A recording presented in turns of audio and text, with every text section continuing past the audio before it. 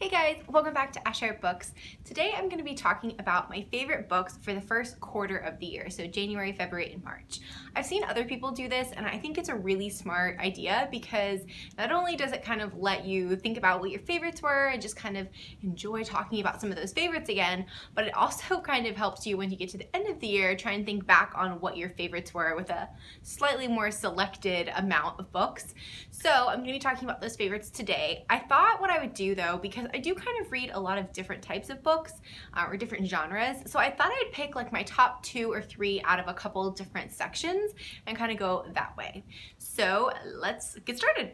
So first I thought I would say what my top 2 favorite historical romances were for this year, and I'm not including rereads in this, so there's been a few books that I definitely have rated higher than some of these, but they were rereads, so I didn't want to count them. But my first favorite historical romance for this year was The Date of the Duchess by Sarah MacLean. I really enjoyed this. It was such a really unique story. It was definitely like a second chance romance, which does not always work for me, and a lot of times I find it really hard to kind of empathize with those characters, or it doesn't seem plausible, but this one was done really well.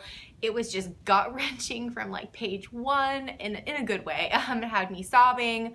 It was very good, and I really enjoyed this. I gave this one 5 out of 5, and when I looked back, I actually hadn't gave very many historical romances 5 out of 5. I don't know why exactly this year. Some of the ones I've read haven't been my favorite, but there has been some good ones, so this was one of the sole 5 out of 5 star ones. So my second favorite historical romance book was actually Splendid by Julia Quinn, and I don't have it because I read it from the library and had to return it. I do really want to eventually get my own copy of it though, because I really enjoyed it. So really it's the whole quartet that was my favorite. I'm kind of cheating, but it's Splendid, what's the second one? Dancing at Midnight, and the third one is Minx, and those are kind of in the Splendid trilogy, not quartet, trilogy. There's 3 of them, and I just finished the third one this month, and I just really like those books. They're some of Julia Quinn's earlier works. Obviously she's really well known for the Bridgerton series, which I do also really love, but I don't know, they're just charming and sweet. And on the outside, when you read like their synopsis, there's not anything that sounds like completely original or completely like, you know, amazing about them, but for some reason, like when I look back, I really enjoyed them, and I gave all 3 of them, I'm pretty sure, 5 out of 5 stars just for enjoyment. They were just really enjoying to read, and I had the best time. And I just finished Minx. That one was great, but the first one is called Splendid, and it was just your traditional story of a girl who's from America coming over. She doesn't want to marry. There's a grumpy, I think he was a duke, he's a grumpy somebody, and it was just really fun to read. So I don't know why, but those are just sticking out in my head, so I'm going to pick those as my second spot for historical romance. So the next section I wanted to talk about is just plain old kind of like fiction, like not necessarily in a specific genre, but just a couple of books that are more like general fiction that I really loved. The first one is kind of more historical fiction, but we're just going to put it in this section, and that was Next Year in Havana by Chanel Clayton. You guys heard me talk about this one. I did a whole review on this. I absolutely adored this book. It was fantastic, and if you guys are into historical romance, I think you'd really like this, and if you're just into historical fiction, I think you'd really like this. This story does a really good job of taking a couple of different areas or genres that people like and kind of melding them together.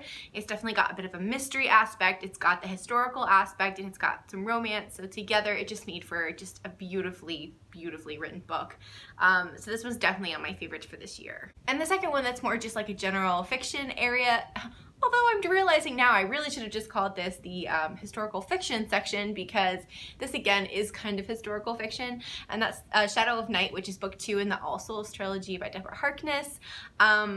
I loved this. It was so good because of the plot. It is very historical, and a lot of the plot takes place in a different time period. I thought it was fantastic. If you've only read Discovery of Witches, I really recommend moving on. I know some people didn't like books 2 and 3. I haven't read book 3 yet, so I can't speak on that one, but book 2 was just such a wild ride that I really enjoyed it. I think if you like history like I do, you're going to enjoy it. There was definitely a lot of kind of twists and turns, and some of the character development was incredible, and I just really enjoyed reading this one this year.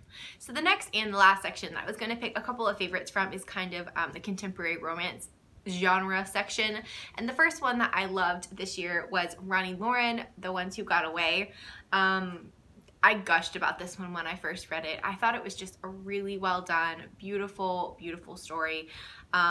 It has to do with a school shooting, and it definitely is not necessarily easy subject matter to read about, especially in our current times and current situations that we're going through right now. But I felt like she did a really, really beautiful job of kind of writing this love story in that kind of setting, and it takes place, you know, years after, so I thought it was far enough removed that it seemed plausible that these people would fall in love, and I just really loved it, and I can't wait to read her second book this year, and I definitely want to check out more from this author.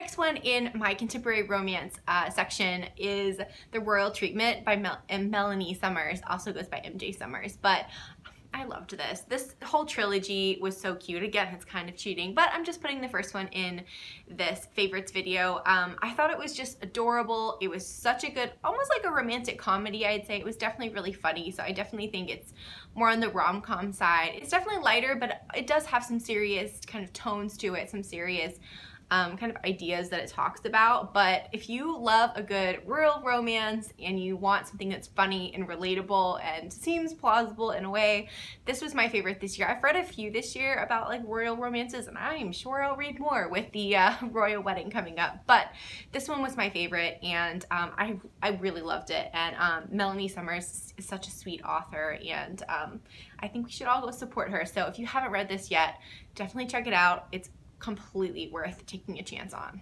And my last book that's in this favorites for the first quarter of the year in this section is going to be Behating Game, which I just read and just talked about in my last video, but I really think it's going to be one of the tops for the year, so I wanted to say I read it in the first quarter because I technically read it at the very end of March, so it is in the first quarter.